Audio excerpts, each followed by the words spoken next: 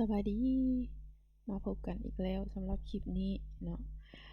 ง่ายๆสั้นๆมื้อนี้ข้าพเจ้าจะมาแนะนำในการเฮ็ดตารางเนาะให้มันเพียงกันกับตัวหนังสือที่อยู่ทั้งสองข้างนี้เนาะอันนี้เพราะเป็นปัญหาหนึ่งที่ว่าโดยเฉพาะแม่นนักศึกษาเอาเนาะ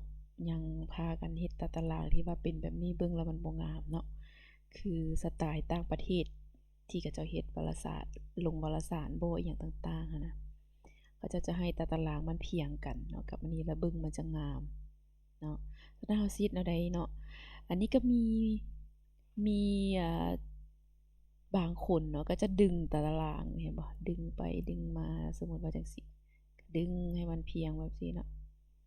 เฮ็ดได้มันยังบ่เพียงดึงเข้าดึงออกแบบซี้เนาะสมมุติมีหลายๆตารางเราสิเฮ็ดแนวใดเฮาสิมาดึงแบบซี้อยู่เนาะมันก็บ่ได้เนาะฉะนั้นมีวิธีเฮ็ดที่เฮ็ดให้มันว่องไวทันใจเนาะปึ๊บบัดเดียวแล้วได้เลยเนาะฉะนั้นเฮาจะเฮ็ดวิธีใดเฮามาเบิ่งนำกันเนาะ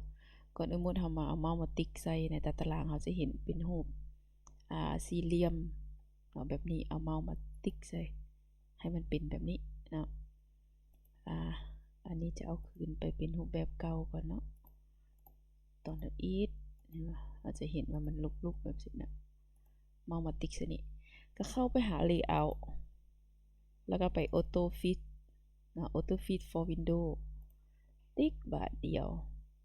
มันก็จะยับให้เราเลยเรียบร้อยเนาะบ่ต้องไปดึงอย่างหลายประมาณนี้ก็ได้ละเนาะแหล่งข้อมูลก็เอาเข้ามาไว้ใกล้ๆกันนี่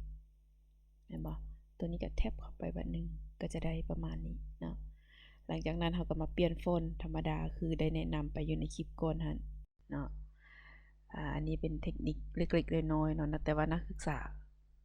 หรือว่าเฮามักมองข้ามเนาะเบิ่งข้ามทั่วไปเห็นบ่โอเคเนาะคิดว่าคลิปนี้มีประโยชน์ก็กดไลค์ให้ได้กดแชร์ให้ได้เด้อขอบใจ